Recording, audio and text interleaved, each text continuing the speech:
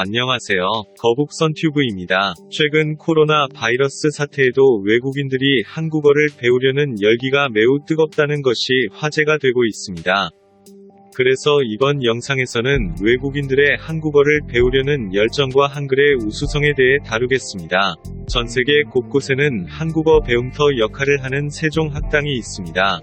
해마다 새로운 기관을 지정하고 올해는 코로나 바이러스 사태로 인해 화상으로 면접을 진행했습니다. 역대 최다인 총 50개 나라 101개 기관에서 신청을 해왔고 에티오피아에선 이 면접을 위해 꼬박 밤을 새워 기다릴 정도로 열기가 뜨거웠습니다. 올해는 30개 나라 34개 기관이 새로 선정되었고 그동안 한국어 배움터는 아시아 지역에 주로 몰려 있었지만 이번엔 덴마크, 스웨덴 등 유럽까지 뻗어나갔습니다. 코로나 바이러스 사태의 여파로 당분간 학당에 가서 공부할 수 없게 된 학생들을 위해 처음으로 온라인 수업 프로그램도 마련했습니다. 정부는 앞으로 비대면 수업을 더 다양한 언어로 제공해 날로 더해가는 한국어 배우기 열풍에 화답할 계획입니다. 이렇게 전 세계에서 한국어를 배우려는 열기가 뜨겁다니 우리나라 국민으로서 정말 자랑스럽습니다. K-팝도 전 세계적으로 화제인데 한국어를 배우려는 열기도 K-팝처럼 한국 문화를 더 세계적으로 뻗어나가는 발판이 되고 국가의 위상이 높아지고 있는 모습을 보면 대한민국 국민으로서 정말 기쁩니다. 코로나 바이러스 사태에도 이렇게 많은 외국인들이 열심히 공부하다니 늘 쓰는 한글이지만 대한민국 국민으로서 더 바르게 잘 써야겠다는 생각이 듭니다. 이렇게 외국인들이 한국어를 배우려는 열기가 뜨거운 이유는 많은 외국인들의 한국 문화에 대한 깊은 관심과 다른 언어와 문자와는 다른 한글의 우수성 때문입니다.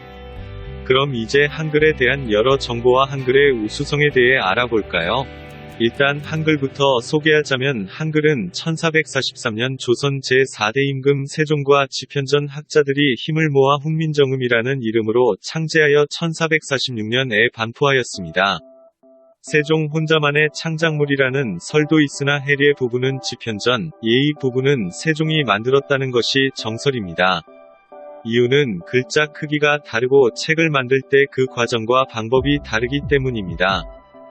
지금의 한글이라는 이름은 1910년대 초에 주시경 선생을 비롯한 한글학자들이 쓰기 시작한 것입니다. 여기서 한이란 크다는 것을 뜻하니 한글은 큰 글이란 뜻입니다. 세상의 모든 문자는 자연 발생적 문자, 인위적 문자 두 가지로 나눌 수 있습니다. 한자, 알파벳 같은 문자는 자연 발생적으로 생겨서 수천 년간 널리 쓰였습니다. 대부분의 문자는 한자와 알파벳처럼 자연 발생적 문자입니다.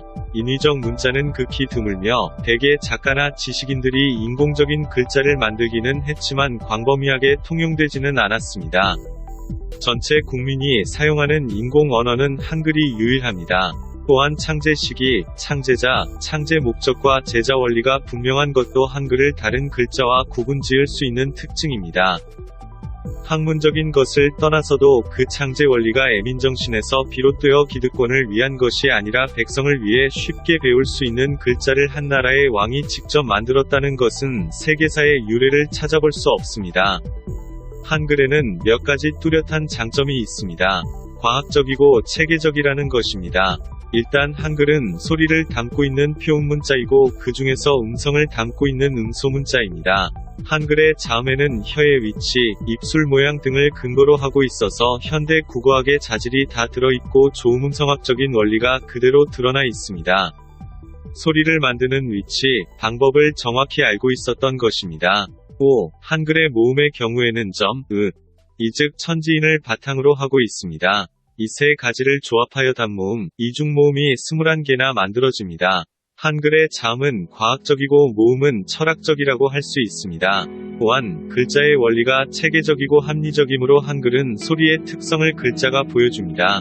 다시 말하자면 글자를 보면 무슨 소리인지 알기 쉽습니다.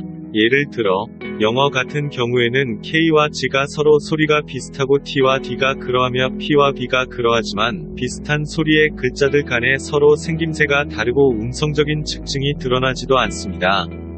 하지만 한글 같은 경우에는 소리가 비슷한 기역, 히읗, 쌍기역처럼 음성적 특징이 비슷한 것끼리 묶여 한 획식을 더 그은 것이 전부라 직관적으로 알기 쉽습니다. 음성학적 이론, 특징을 전부 담고 있는 글자가 바로 우리의 한글입니다. 한글의 또 다른 장점은 발음이 다양하지 않다는 것입니다. 영어 모음 A만 보더라도 파티, 베이비, 배드가 다릅니다. 모음이 다채롭게 발음되어 영어는 덜 진화한 음소문자입니다. 그에 비해 한글은 영어처럼 변화무쌍하지 않아 누구나 쉽게 배울 수 있다는 장점을 가지고 있습니다.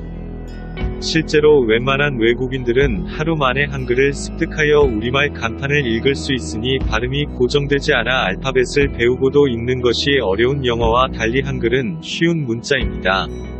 한글은 소리를 담기 가장 적합한 글자라고 세계적으로 많은 학자들이 평가하고 있습니다.